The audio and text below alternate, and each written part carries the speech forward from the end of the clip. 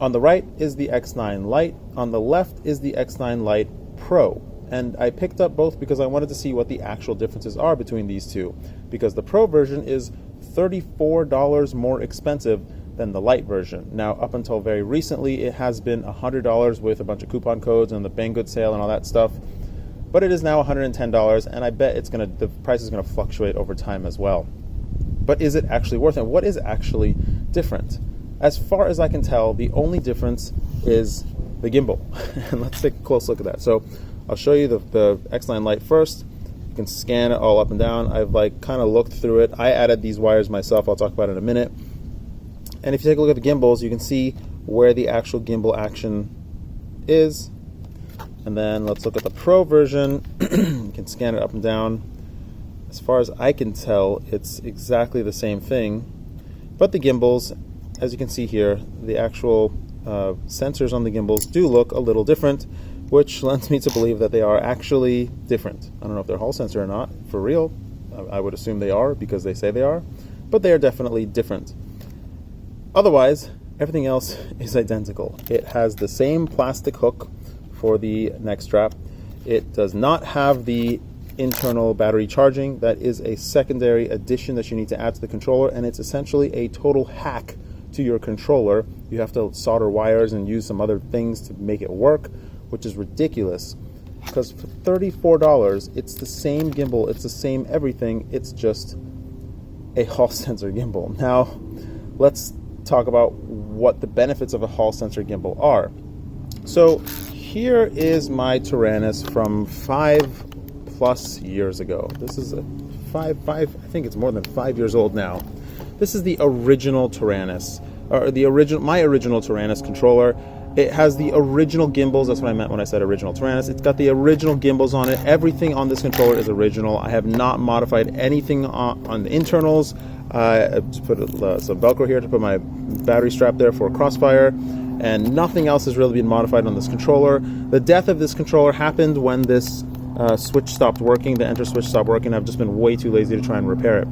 So these are the stock gimbals, and they are not Hall sensor gimbals. And the issue with non-Hall sensor gimbals, as you may have noticed growing up playing N64 or even the Nintendo Switch now, or pretty much any Nintendo product, is that the gimbals, they kind of tend to start to drift over time. So as the gimbal gets older and more used, it doesn't quite center. I mean, physically it'll center fine, but in the actual computer where it's measuring the readings, it's not quite stable in the center. And what this results in our controllers is that we get not necessarily a quad, but a plane that kind of drifts around sometimes. Or if you're looking at your quad in Betaflight, it'll slowly rotate.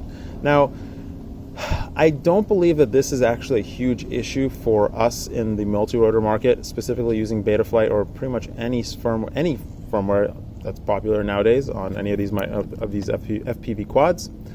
And that's because I think all of them have a dead zone in the middle, and it kind of nullifies that entire effect of the drifting. However, I will say that this particular controller's drift has gotten so far that even with whatever nulling effect or dead zone there is in the middle, I still have just a very slight drift to the side. Now, I don't know if that's the quad itself or if it's the controller itself, but it really does not impact my flying. And up until just a month ago, this was my primary controller, and this is what I did everything with. And even when I tried a controller with the Hall sensor gimbals, I didn't feel like it was all that different. I mean, do with that what you will. I really couldn't feel a big difference. And with these two controllers now that I have them, I still could not feel a difference between which one is a Hall sensor and which one is not a Hall sensor. They feel identical to me. So the only actual benefit to the Hall sensor is the longevity of the gimbals, and if they'll center down the road, like really far down the road, because my controller is 5+ years old, I'm pretty sure at this point. There are a lot of people that have had their gimbals go bad much sooner. Maybe I'm just much lighter on my gimbals. I don't know, maybe I just don't fly as much, who knows. But I mean, I've had no issues with the regular version. But it's $34 more, and it's not a product, it's not an item that you buy every day.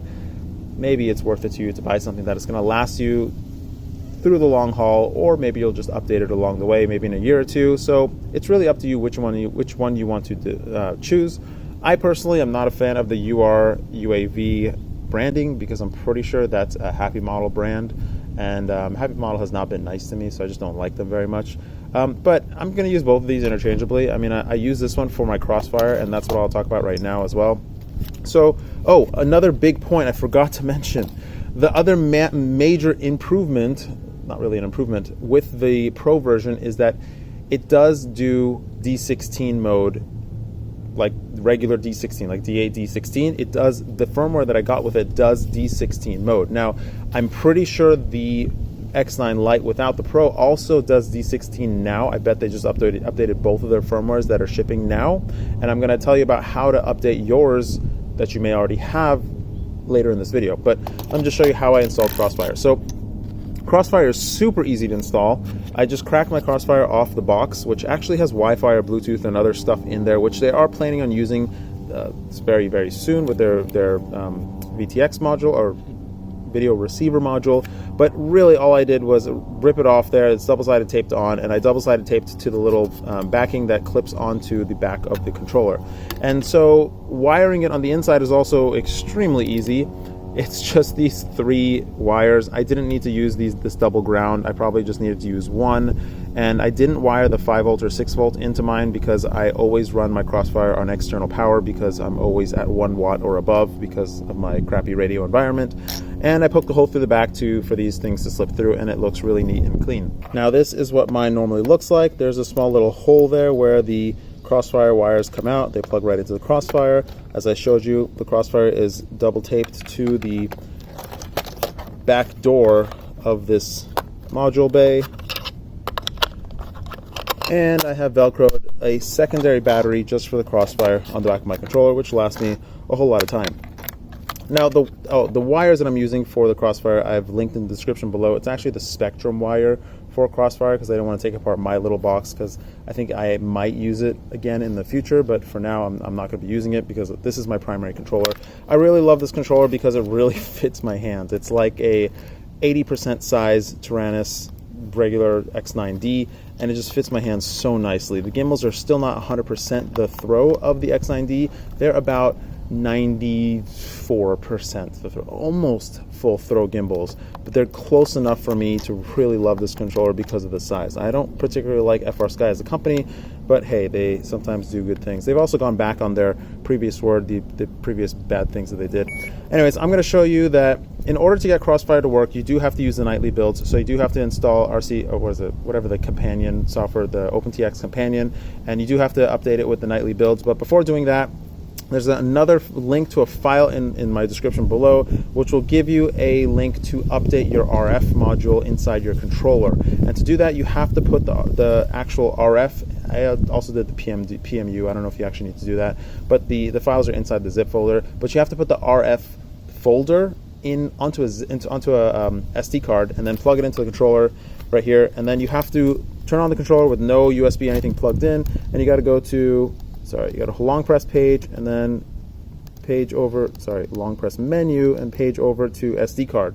And then you can scroll through and click on the actual file that will update the firmware for the RF module. You do need to have the original software installed, which I believe is also in that zip file.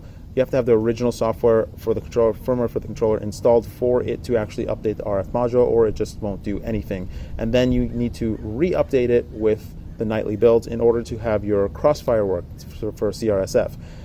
I have heard from people inside FrSky that they will support D8 mode in the future, but for now we just have D16 mode. You do not need to update to access or anything to use your existing receivers in D16 mode. As usual, I'd like to end with some dental knowledge as well. It might be surprising to hear that anytime you eat anything, you actually dissolve some tooth structure. Your mouth becomes acidic, and acids dissolve tooth structure. The byproduct of bacteria, like I said in my flossing video, is acidic. The bacteria poop is acid, and that's what cavities are. They dissolve your teeth. And so anytime you eat anything, you dissolve your teeth. But when you stop eating, your saliva washes everything out, and it brings your mouth back to this neutral state.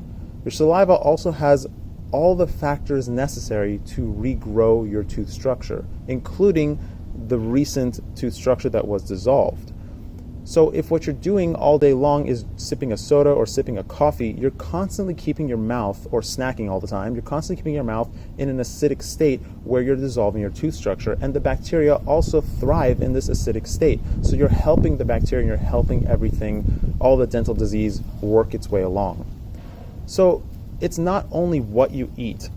It's actually not all that bad to have tons of sugar and whatever, but as long as you eat it and then you stop eating it, to let your body and your mouth bring your mouth back to neutral and repair what has just happened. Now, the next obvious question is, can I regrow my teeth? Can I regrow my cavities?